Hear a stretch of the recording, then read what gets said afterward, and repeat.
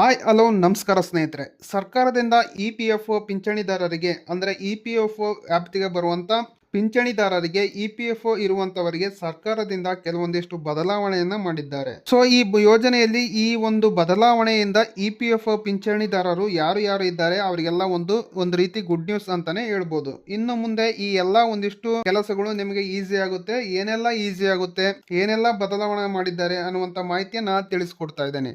ಅದಕ್ಕೂ ಮುಂಚೆ ನಂದೊಂದು ಸ್ಮಾಲ್ ರಿಕ್ವೆಸ್ಟ್, ನೀವಿನ್ನು ನಮ್ಮ ಚಾನಲ್ನ ಸಬ್ಸ್ಕ್ರೈಬ್ ಆಗಿಲ್ಲ ಅಂದರೆ ಈಗಲೇ ಸಬ್ಸ್ಕ್ರೈಬ್ ಆಗಿ. ಹಾಗೆ ಈ ಮಾಹಿತಿ ಇಷ್ಟವಾದರೆ ದಯವಿಟ್ಟು ಒಂದು ಲೈಕನ್ನು ಮಾಡಿ ಹಾಗೂ ಈ ವಿಡಿಯೋನ ಪ್ರತಿಯೊಬ್ಬರಿಗೂ ಶೇರ್ ಮಾಡಿ ಫ್ರೆಂಡ್ಸ್. ಓಕೆ ಫ್ರೆಂಡ್ಸ್, ಸರ್ಕಾರದಿಂದ EPFO ಪಿಂಚಣಿದಾರರಿಗೆ ಅಥವಾ EPFO ಇರುವಂಥವರಿಗೆ ಏನೆಲ್ಲ ಬದಲಾವಣೆ ಮಾಡಿದ್ದಾರೆ ಅಂತ ನೋಡುವುದಾದರೆ, ಇನ್ನು ಮುಂದೆ ಈ ಪಿಂಚಣಿ ಹಣವನ್ನು EPFO ಇಂದ ಬರುವಂಥ ಪಿಂಚಣಿ ಹಣವನ್ನು ಪಡೆಯಬೇಕಂದ್ರೆ ಇನ್ನು ಮುಂದೆ ಯಾವುದೇ ರಾಜ್ಯದಲ್ಲಿ ಅಂದರೆ ಕರ್ನಾಟಕ ಬಿಟ್ಟು ಬೇರೆ ರಾಜ್ಯಕ್ಕೆ ಹೋಗುತ್ತೀರಾ ಅಂದರೂ ಯಾವುದೇ ರಾಜ್ಯ ಆಗಿರ್ಬೋದು, ಫಾರ್ ಎಕ್ಸಾಂಪಲ್ ತಮಿಳುನಾಡು, ಈ ರಾಜ್ಯ ಯಾವುದೇ ರಾಜ್ಯದಲ್ಲಿ ಯಾವುದೇ ಬ್ಯಾಂಕಿನಲ್ಲಿ ಆಗಿರ್ಬೋದು ಅಥವಾ ಯಾವುದೇ ಬ್ರಾಂಚ್ನಿಂದ ಆಗಿರ್ಬೋದು ನೀವು ಪಿಂಚಣಿ ಹಣವನ್ನು ಪಡೆಯಬಹುದು. ಎಕ್ಸಾಂಪಲ್, ಒಂದು ಕೆನರಾ ಬ್ಯಾಂಕ್ ಇದೆ ಅಂದರೆ ಒಂದೇ ಊರಿನಲ್ಲಿ ಒಂದು 2-3 ಬ್ರಾಂಚ್ಗಳು ಇತ್ತು ಅಂದರೆ ಯಾವುದೇ ಬ್ಯಾಂಕಿನ ಬ್ರಾಂಚ್ನಲ್ಲೂ ಕೂಡ ನೀವು ಪಿಂಚಣಿ ಹಣವನ್ನು ಪಡಿಬಹುದು. ಸೊ ಇದು ಸರ್ಕಾರದಿಂದ ಲೇಟೆಸ್ಟ್ ಆಗಿ ಇತ್ತೀಚೆಗೆ ತಂದಿರುವಂಥ ಒಂದು ಬದಲಾವಣೆ ಅಂತ ಹೇಳ್ಬೋದು. ಇದರ ಬಗ್ಗೆ ಇನ್ನೂ ಡೀಟೇಲ್ ಆಗಿ ಮುಂದೆ ಹೇಳ್ತೀನಿ.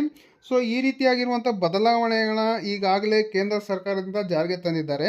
ದೇಶದ ಎಲ್ಲಾ ಕಡೆ ಏಕೀಕೃತ ಪಿಂಚಣಿ ವ್ಯವಸ್ಥೆಯನ್ನ ಯಶಸ್ವಿಯಾಗಿ ಕೇಂದ್ರ ಸರ್ಕಾರ ಅಳವಡಿಸಿದ್ದಾರೆ, ಜಾರಿಗೆ ಕೂಡ ತಂದಿದ್ದಾರೆ. ಸೊ ಇದರಿಂದ EPFO ವ್ಯಾಪ್ತಿಗೆ ಬರುವಂತ 68 ಲಕ್ಷ ಪಿಂಚಣಿದಾರರಿಗೆ ಭಾರಿ ಲಾಭ ಆಗುತ್ತಂತೆ. ಅಂದ್ರೆ ಈ ಒಂದು ಬದಲಾವಣೆಯಿಂದ ಕೆಲವೊಂದಿಷ್ಟು ಪ್ರೋಸೆಸ್ ಈಸಿ ಆಗುತ್ತೆ. ಹಾಗಾದ್ರೆ ಕೇಂದ್ರ ಸರ್ಕಾರ ಯಾವುದರಲ್ಲಿ ಬದಲಾವಣೆ ತಂದಿದ್ದಾರೆ, ಮೊದಲು ಹೇಗಿತ್ತು, ಏನು ಬದಲಾವಣೆ ಮಾಡಿದ್ದಾರೆ, ಇದರ ಬಗ್ಗೆ ಈಗ ಕಂಪ್ಲೀಟ್ ಆಗಿ ತಿಳ್ಕೊಳ್ತಾ ಹೋಗೋಣ.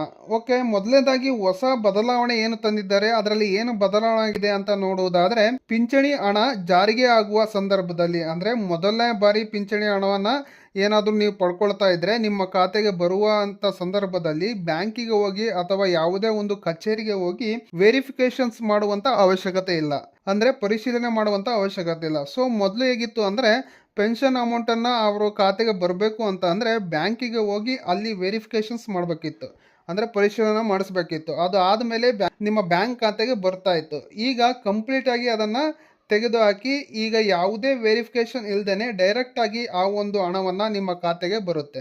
ಇದು ಒಂದು ಮೇನ್ ಚೇಂಜಸ್ ಮಾಡಿರುವಂತಹದ್ದು. ಮತ್ತೊಂದಾಗಿ ಪಿಂಚಣಿದಾರರು ಅಂದ್ರೆ ಪಿಂಚಣಿಯನ್ನ ಪಡೆಯುತ್ತಾ ಇರುವಂತವರು ಒಂದು ಪ್ರದೇಶದಿಂದ ಇನ್ನೊಂದು ಪ್ರದೇಶಕ್ಕೆ ಹೋದ್ರೆ ಅಂದ್ರೆ ಒಂದು ಊರು ಬಿಟ್ಟು ಇನ್ನೊಂದು ಊರಿಗೆ ಹೋದ್ರೆ ಸೊ ಆಗ ಈ ಒಂದು ಪಿಂಚಣಿ ಹಣವನ್ನ ಪಡೆಯುವುದಕ್ಕೆ ಬ್ರಾಂಚ್ ಅನ್ನ ಚೇಂಜ್ ಮಾಡುವಂತಹ ಅವಶ್ಯಕತೆ ಇಲ್ಲ.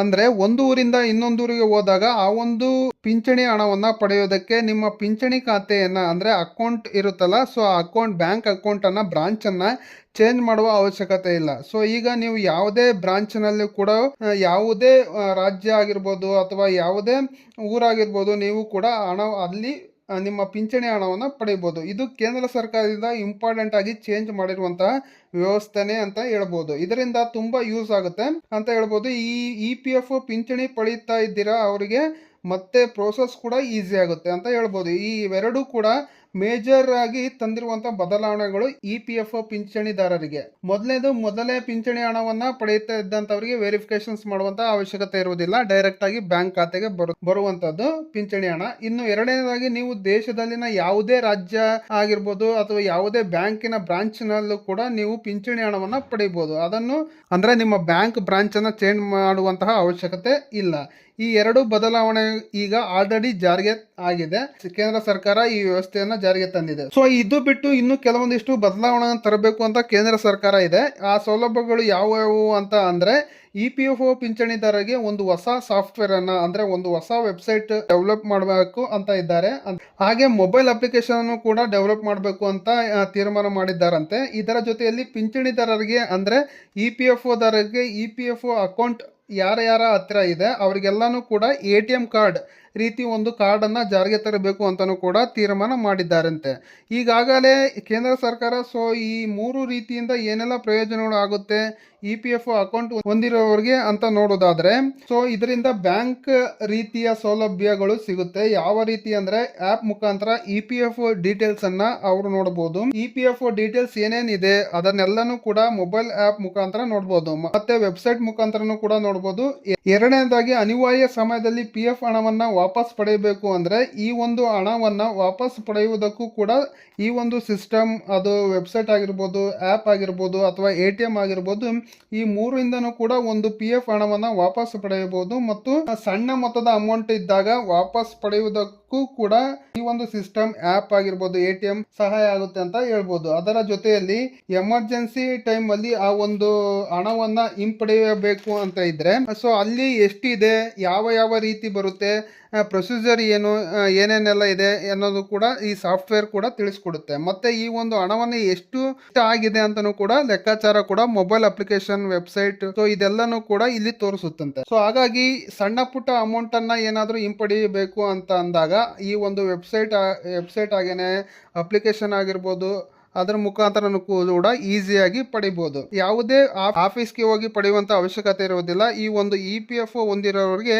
ATM ಕಾರ್ಡ್ ಕೂಡ ಕೊಡ್ತಾರಂತೆ. ATM ಕಾರ್ಡ್ ಇಂದ ಏನೇನ್ ಯೂಸ್ ಅಂದ್ರೆ, ATM ಕಾರ್ಡ್ ಬಳಸಿಕೊಂಡು ಯಾವುದೇ ಬ್ಯಾಂಕಿನಿಂದ PF ಹಣವನ್ನ ಹಿಂದಕ್ಕೆ ಪಡೆಯುವುದಕ್ಕೆ ಸೊ ಇದು ಬಿಟ್ಟು ಅನೇಕ ರೀತಿಯಾದಂತಹ ಸೌಲಭ್ಯಗಳು ಇರ್ತಾವಂತೆ. ಸೊ ಈ ಒಂದು ATM ಕಾರ್ಡ್ ಆಗಿರ್ಬೋದು, ವೆಬ್ಸೈಟ್ ಆಗಿರ್ಬೋದು ಅಥವಾ ಮೊಬೈಲ್ ಅಪ್ಲಿಕೇಶನ್ಸ್ ಆಗಿರ್ಬೋದು, ಸೊ ಇದನ್ನ ಜಾರಿಗೆ ತಂದ ನಂತರ ಇದರ ಬಗ್ಗೆ ಹೆಚ್ಚಿನ ಮಾಹಿತಿಯನ್ನ ಸರ್ಕಾರದಿಂದ ಸಿಗುತ್ತೆ. ಸೊ ಇದು ಸರ್ಕಾರದಿಂದ ಬಂದಿರುವಂತಹ ಮಾಹಿತಿ. ಈ ಒಂದು website, ATM card, mobile applications May ಅಥವಾ ಜೂನ್ ನಲ್ಲಿ ಜಾರಿಗೆ ತರುವಂತಹ ಸಾಧ್ಯತೆ ಇದೆ ಅಂತೆ. ಎಲ್ಲಾ ರೀತಿಯ ಸಿದ್ಧತೆಗಳನ್ನ ಮಾಡಿಕೊಳ್ತಾ ಇದ್ದಾರೆ. ಸೊ ಇದು EPF ಹೊಂದಿರುವವರಿಗೆ ಅಥವಾ ಪಿಂಚಣಿದಾರರಿಗೆ ಇದು ಒಂದು ಗುಡ್ ನ್ಯೂಸ್ ಅಂತಾನೆ ಹೇಳ್ಬೋದು. ಮೊದಲಿಗಿಂತ ಈಗ ಪ್ರೋಸೆಸ್ ಈಸಿ ಆಗುತ್ತೆ.